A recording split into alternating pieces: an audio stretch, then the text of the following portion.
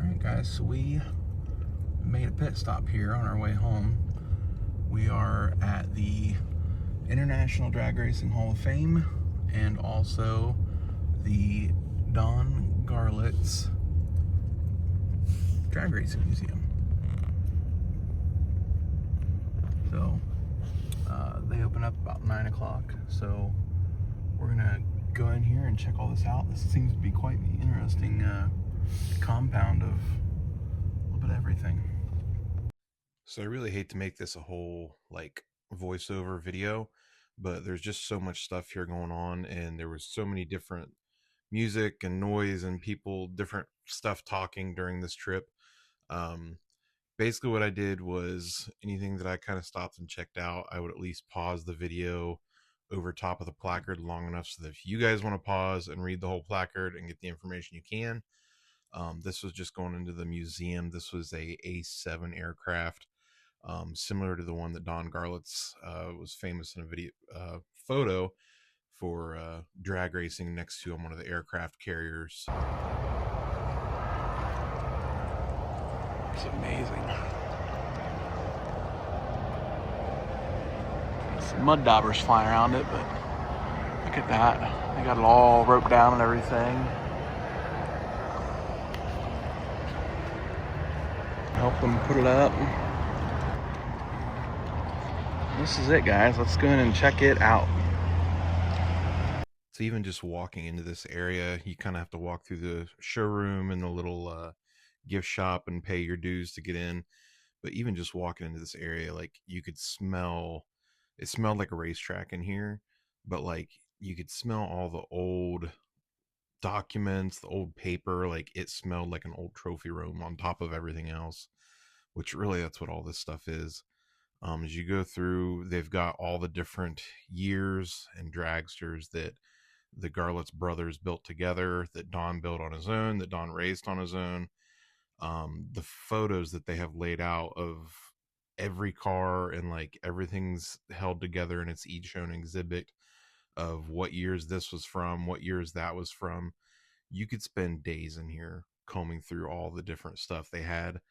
There were so many different unique things that Don was experimental with that any of the other drags drivers were experimental with back in the day. And you know, with my dad being a Navy guy, I thought it was cool that Don had a tie into the Navy with everything that he did to help them with recruiting. There were several famous photos and thank yous from the United States Navy of guys who saw this picture of Don Garlits drag racing or doing a burnout next to an A7. I believe at one point he did one next to an F-14. At one point he did one next to a steam-powered catapult. There was all kinds of different crazy stuff that he had done burnouts next to aircraft for the Navy side of the jets and everything, just to help drive promotion. But going through and seeing the history of front engine dragsters, where they started switching to rear engine dragsters, everything was very well thought out, planned out, and they showed you why things happened, what accidents happened, why rules got changed. It was just a really cool place to go and see the history of drag racing step by step, year by year. All the different things that the guys went through. They had some experimental stuff in there that you've never seen before. They had some crazy stuff like this little jet powered go-kart. I could never imagine getting on this thing. Again, if you guys want to read any of this stuff, just pause as you were going through the video. I tried to kind of balance over stuff as much as I could so that you guys could get a feel for what we were looking at as we went through. So we happened upon this cactus tree as we came through. And Kenzie, of course, instantly became competitive before we even sat down. And we had to go through and, of course, run it a few times to see who the best was. And I have no idea what's setting up. I couldn't tell you the difference between sportsman tree, pro tree, 400, 500, any of that stuff. I just tried to make sure both sides were even. When I first set it up, I didn't set the left side the same as the right side. So, of course, I was reacting too quickly and Kenzie was reacting too slowly. So she, of course, won. And then Emmy sat down with Kenzie and I figured out how to fix the tree. And I don't know, you guys be the judges on who was actually quicker, but Kenzie seemed to have all of us beat. I tried to get Emmy to get a little bit better with beating her, but Kenzie just had us all figured out. Emmy went red, I think. Yeah. You went too soon. Now at this point, Kenzie pretty well was sure that she was God's gift to drag racing in the practice tree.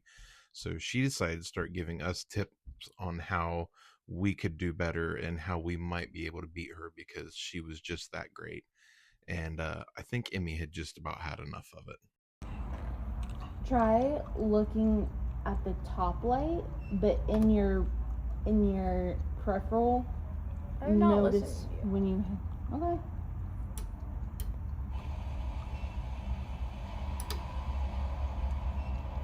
You went red again, Monk. I don't know how. I am willing to switch seats with anyone.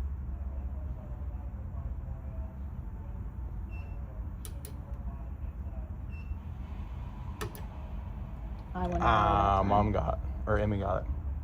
Yeah, I went early that time. Yeah. Alright, so now we're on a full tree, not a pro tree. We'll see if Emmy But it says has mom's. race immediately on yellow. Just do what you've been doing.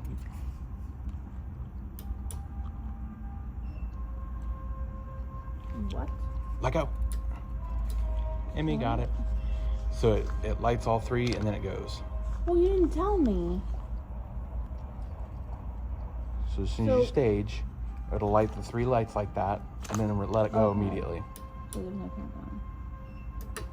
Dang it, we both went early. Ooh, Emmy had a 066. That's good.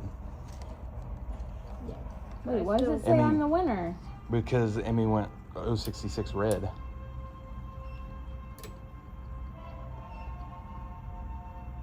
Emmy got you on that one. Yeah. Yeah.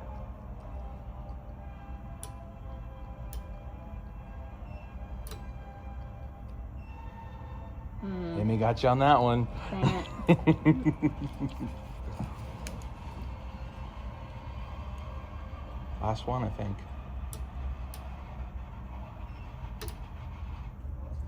Kenzie red lit. Emmy wins. What do you mean I red lit? You went too soon. Oh, You were red by 394. that's dumb. Alright, do it again, do it again, do it again. Emmy wins 4-1.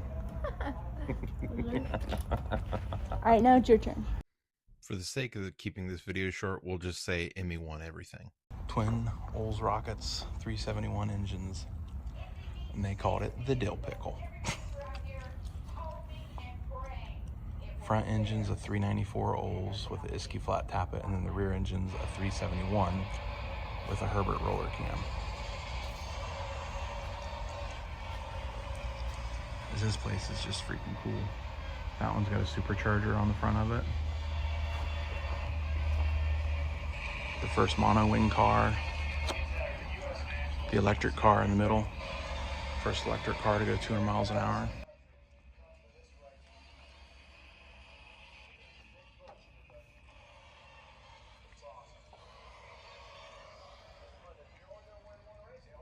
This whole section was kind of a devotion to all of the first. So like it was the first nose shaped car, the first car with aero packages, whether it was the wing up on top of the blower, whether it was the nose wings here on these other cars.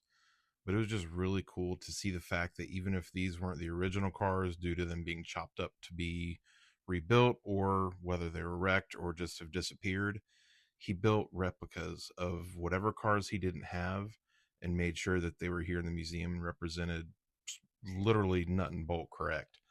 So it was kind of cool to see how much detail they made sure went into all these cars and all the articles and all the pictures and racetracks and memorabilia that they had of every single car, every single style, from the very first cars all the way to some of the last cars that Don Garlits got to race.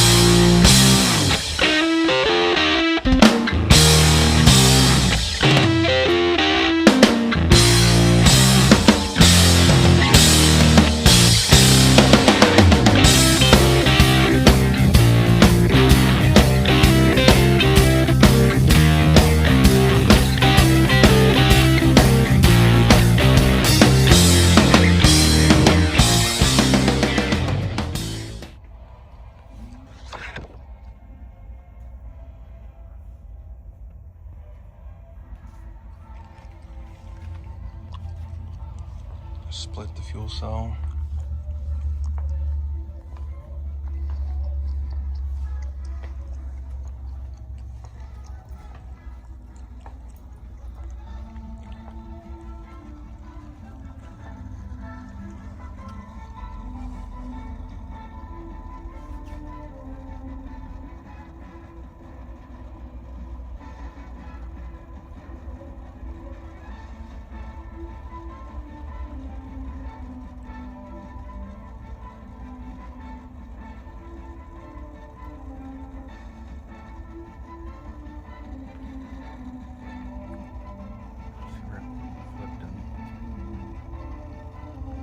Supercharger up. I'm gonna do a little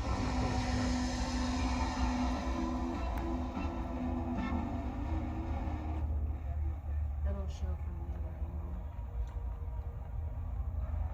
But it won't take as long.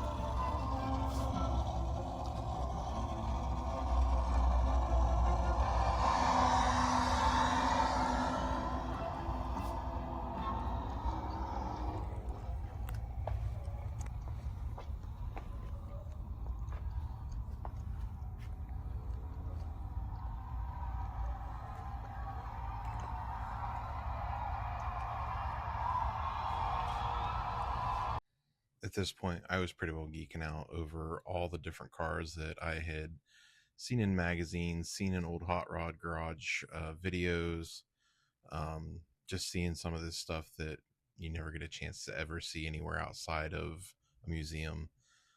I was really enjoying myself, but the girls were getting pretty burnt out, and they were getting fed up with me and pretty much ready to go at this point. So I'm kind of speeding through the last little bit of the museum here, but there were some cool pieces here at the end, but that's kind of why we're doing the fast play through this. Is I was trying to catch up to the things that I wanted to see and kind of spend my time wisely. So I have always been a big fan of the Moon Eye stuff. It's one of my favorite older pieces whenever I see them at car shows and things, is to get pictures of all the old Moon Eyes accessories and caps and covers and chromes and all the different stuff that they came up with back in the day, because it really is just one of those unique things that when you see that logo, you know what they are.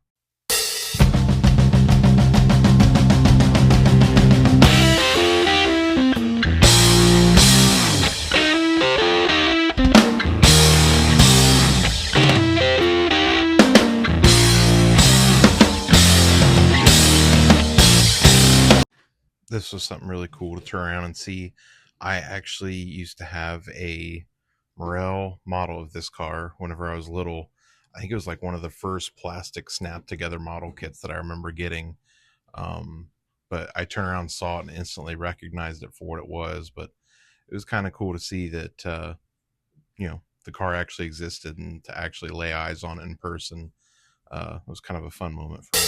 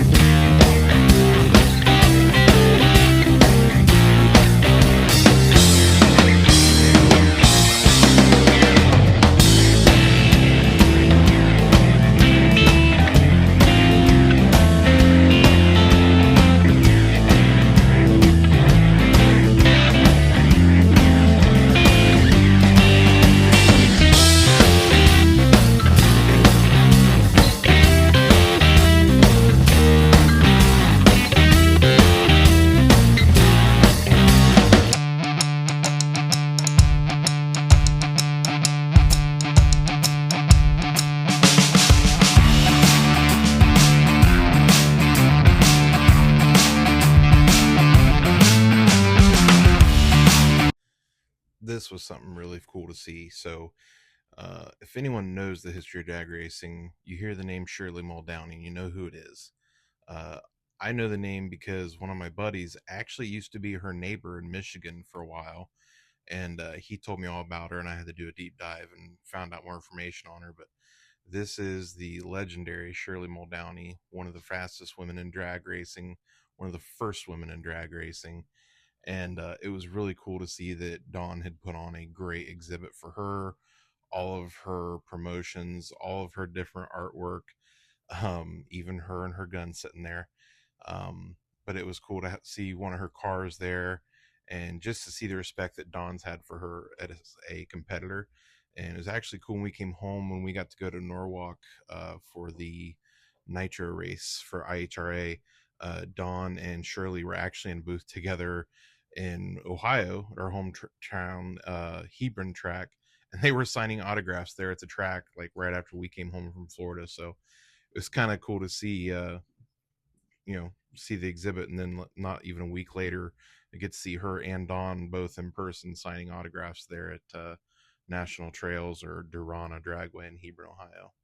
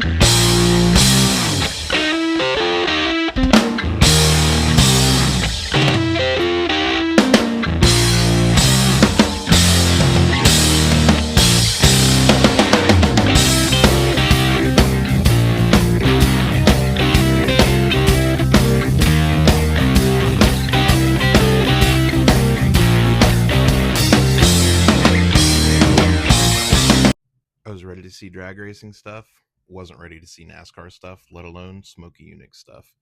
Not only did they have a motor there, but they had an actual engine dyno from Smokey Unix shop there at the museum. And that was pretty cool to see that was actually preserved and someone's taking care of it, let alone put it on display for everyone to see. There was a museum curator there taking care of stuff and cleaning, and he told me this was just a small example of the flathead Ford intakes that Don Garlits had stashed away. I could not imagine getting to see the full collection versus just this.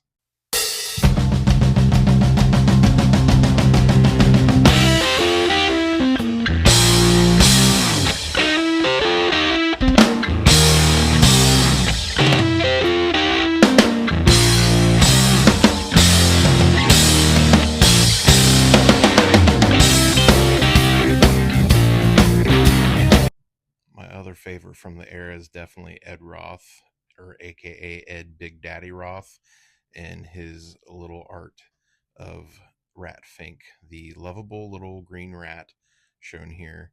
If you guys don't know who Ed Roth is, definitely gotta look him up. These were some of the coolest little slingshot dragsters. I could not imagine rolling up to a test and tune or anything on a Friday or Saturday and seeing the names that are on the sides of these dragsters, let alone seeing these dragsters lined up to race. This was probably my favorite car of the whole front side of all these little slingshot dragsters, just because the pinstriping. The white and red pinstriping on a black paint has always been one of my favorites on any of the hot rods I've ever seen. So as you guys can see with my logo, I kind of followed along with that to see it on a car that might have had Ed Roth paint it. That was kind of cool. So we're finishing up here at the museum. These are some of the early junior dragsters that were built back in the day. Those things moved for what they were. As we finished up here at the drag racing museum, we made our way over to the actual automobile museum, which, if you guys remember from the intro, it's kind of right across the parking lot, literally down the sidewalk from the actual drag racing museum. This is Don Garlits' actual personal collection. So as we come in here, not only did he collect cars, but he collected all the tools, all the shop stuff, anything you would imagine seeing in a shop from whenever he was a young mechanic all the way up till now. I mean, this was kind of what his dream shop would have looked like back in the day. So this was really cool to see all the memorabilia, to see all the automobilia, as they call it. And I mean, he had everything from nut and bolt correct cars to correctly built hot rods of the time. This Hemi powered Ford here was really a great example of that. It was a 39, but I can't remember exactly what engine was in it, but it was a Chrysler Hemi. I think I turn around here in a second. You can see he actually has like brand new untouched flatheads under glass just throughout the whole hallway down this museum stretch here. I believe this was like his whole Ford collection down through here. So as you can tell, I think he was a bit of a Ford guy growing up. So again, I hate to do voiceovers on you guys, but you know, there's just so much of car after car you can see. I'm going to do a little bit of a speed through here, pause on a couple of the cool cars that I really enjoyed, and then if you guys want to pause and read through some of these, you can.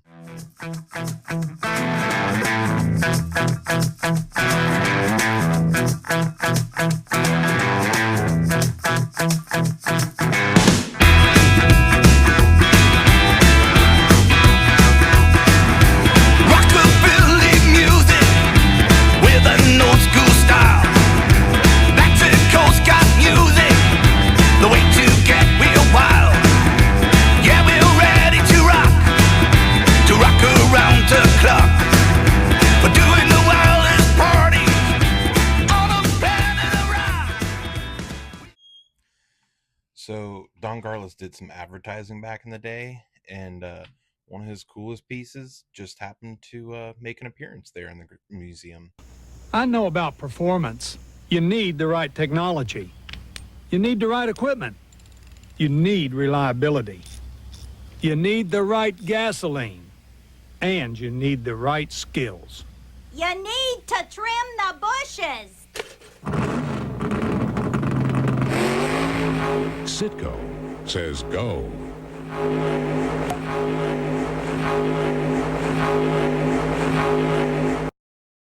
This thing would have made Tim Taylor back in the day jealous on Tool Time. This thing actually did run and fire up and blow fire and smoke and everything. Of course, it didn't drive like they would make you think it did, but they said it still runs and drives. Well, not drives, but runs to this day. They still fire everything up from time to time and make sure everything's operable on it. If you guys haven't been paying attention, I've lost track of a certain two young ladies that were with me whenever I walked in here. And if you give it a minute here, we're going to find out why. I was cruising along by myself because I couldn't get them to keep up with me. So I was admiring the turbo kit and the custom Banks power setup underneath the hood of this really cool Camaro. I found this really cool 70 Dodge Challenger and was reading about it. Kept working my way along. Then I found a really cool Smokey Unique Pontiac Fiero that he had done some custom work to. And then I heard it.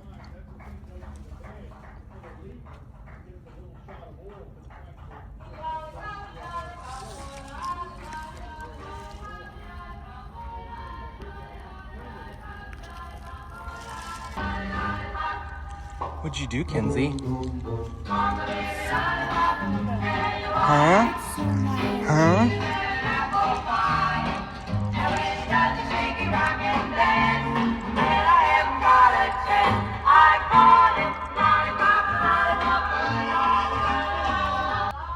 this point, the girls were letting me know they were ready to leave. So I tried to push through the last little bit of these oddball Euro cars. This little MG had a really cool story if you want to pause and read the two things there. And then there was this really neat Carmen Ghia that basically had never been unwrapped from the factory, and he had on display there. I'd love to know some more history on this car. It was from a nearby hometown for us, the Marysville, Ohio area.